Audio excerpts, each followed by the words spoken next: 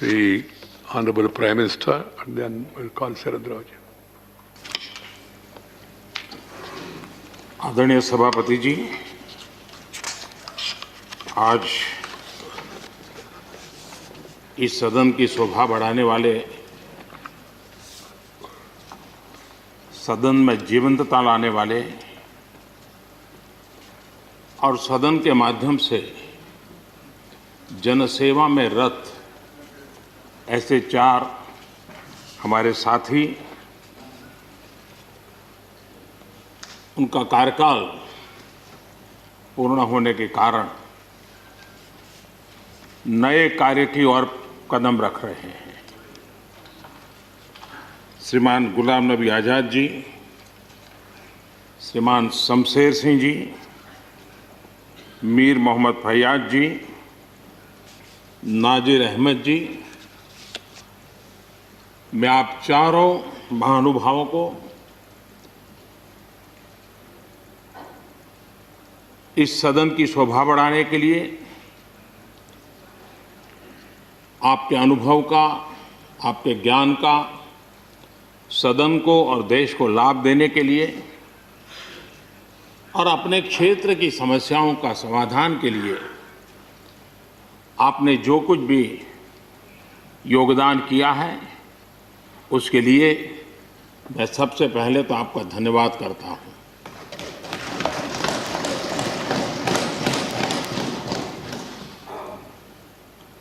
मीर मोहम्मद जी और नाजिर अहमद जी, ये दोनों ऐसे साथी,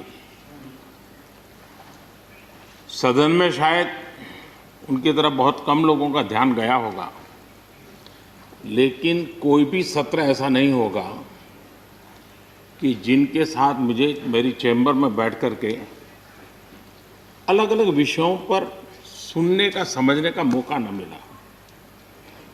इवन कश्मीर की भी बारीकियां जब उनके साथ बैठता था, कभी कभी तो वो परिवार के साथ भी आते थे, इतने अनेक पहलू मेरे सामने रखते थे, वो मेरे लिए भी बड़ा एनलाइटनिंग रहता था। तो मैं हमारे इन दोनों साथियों का, जो मेरे साथ व्यक्तिगत रूप से नाता रहा और जो जानकारियां मुझे वो मिलती थी, मैं उसके लिए उनका हृदय से आभार भी व्यक्त करता हूं। और मुझे विश्वास है कि उनका कमिटमेंट और उनकी क्षमता, ये दोनों देश के लिए और विशेष करके जम्मू कश्मीर के लिए काम आएगी।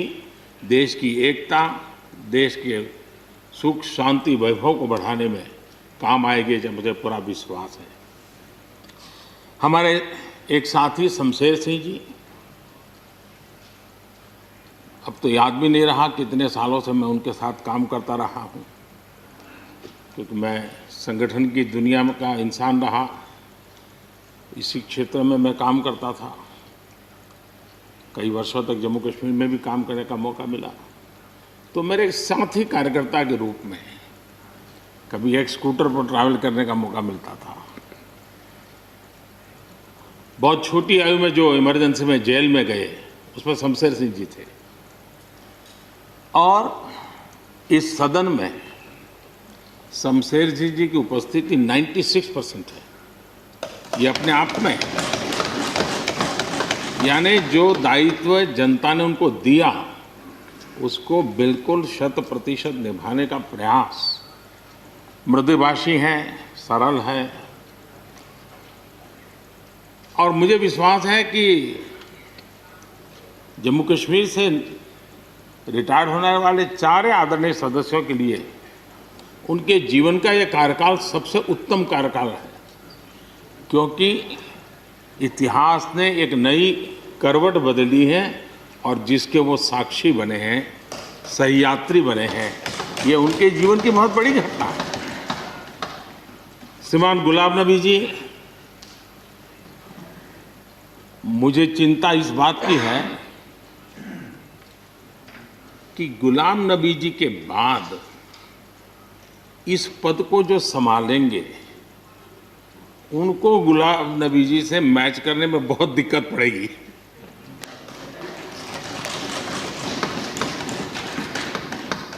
क्योंकि गुलाम नबी जी अपने दल की चिंता करते थे, लेकिन देश की और सदन की भी उतनी ही चिंता करते थे। ये छोटी बात नहीं है जी, ये बहुत बड़ी बात है जी।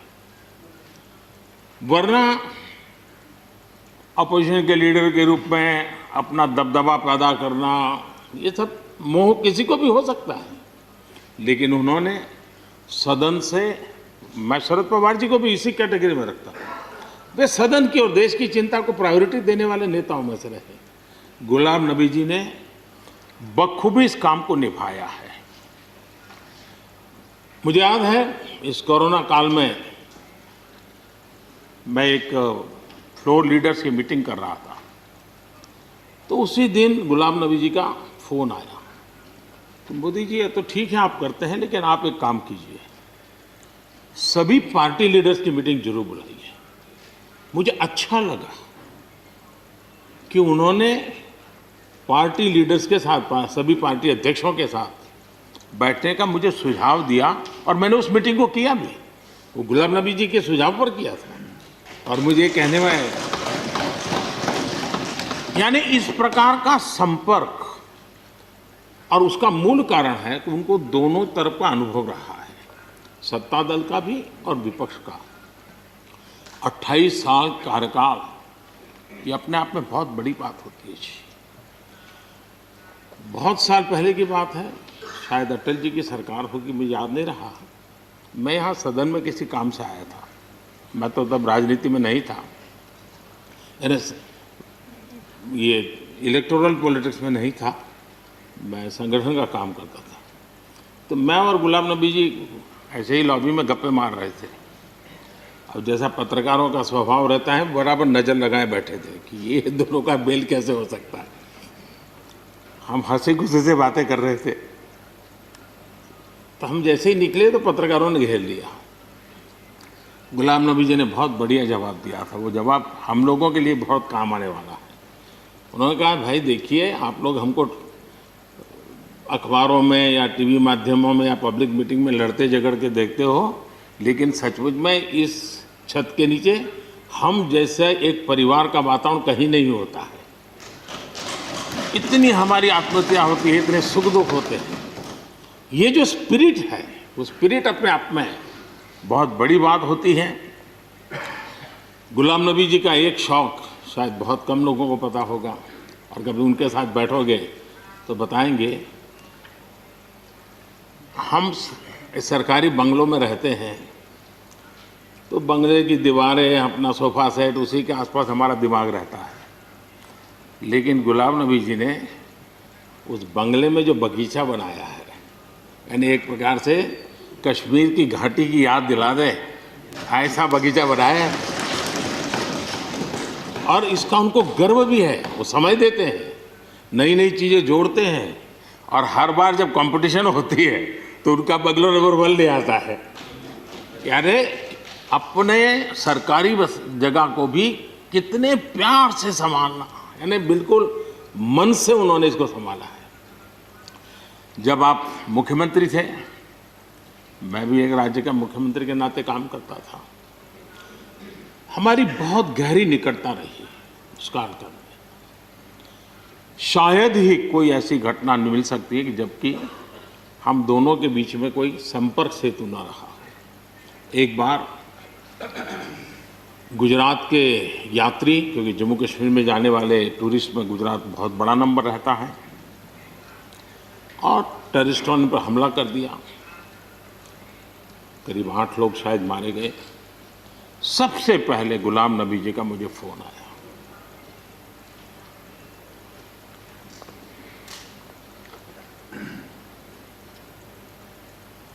और वो फोन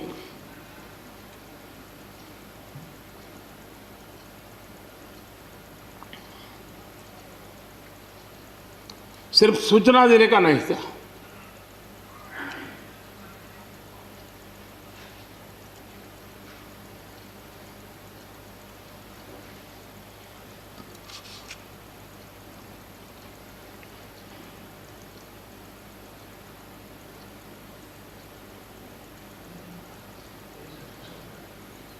उनके आंसू रुक नहीं रहे थे। फोन पे उस समय प्रणब मुखर्जी साहब डिफेंस मिनिस्टर थे। मैंने उनको फ़ोन किया, मैंने कहा साहब अगर फोर्स का हवाई जहाज़ मिल जाए डेड बॉडी को लाने के लिए।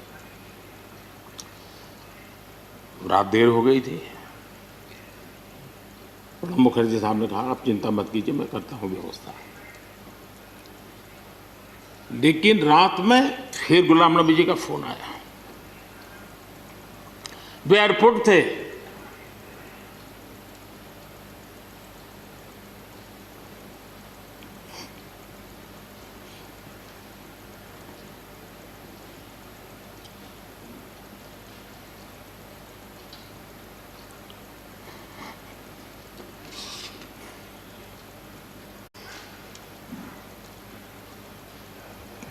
एयरपोर्ट से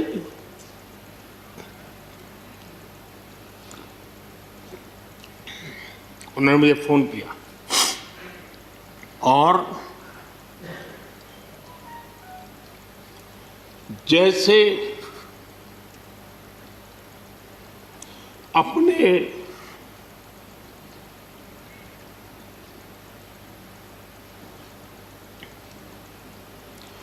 परिवार के सदस्य की चिंता करें,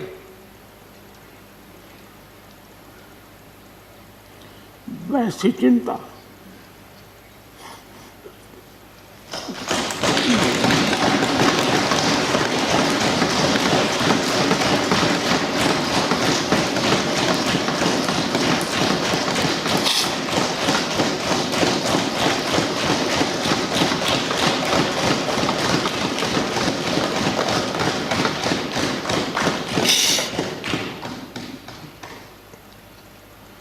पद, सत्ता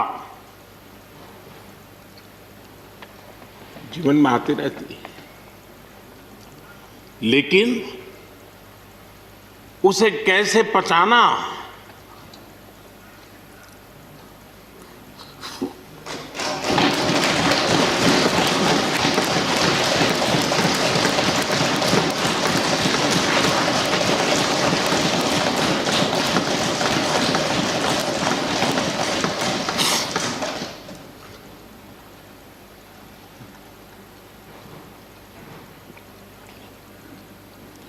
मेरे लिए बड़ा भावुक पल था।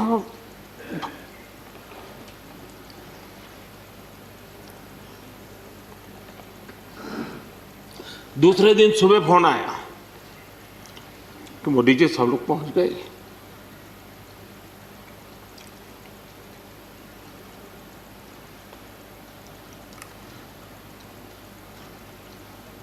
इसलिए एक मित्र के रूप में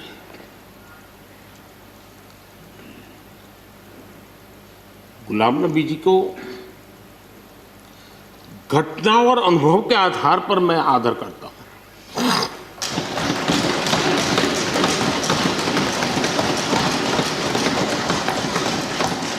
और मुझे पूरा विश्वास है कि उनकी सौम्यता, उनकी नम्रता, इस देश के लिए कुछ कर गुजरने की उनकी कामना, वो कभी उनको चैन से बैठने नहीं देगी।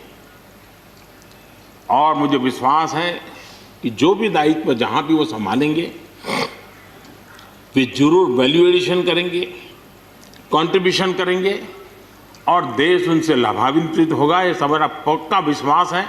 मैं फिर एक बार उनकी सेवाओं के लिए आदरपूर्वक धन्यवाद करता हूं और व्यक्तिगत रूप से भी मेरा उनसे आग्रह रहेगा कि मन से मत मानो कि अब आप इस सदन में नहीं हो। आप के लिए मेरे द्वार हमेशा खुले, इन चार माननीय सदस्यों के लिए खुले हैं। आपके विचार, आपके सुझाव, क्योंकि देश में सब बहुत ज़रूरी होता है।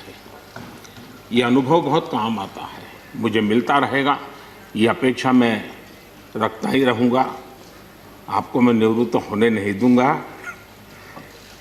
फिर एक बार बहुत शुभकामनाएं, धन्यवाद।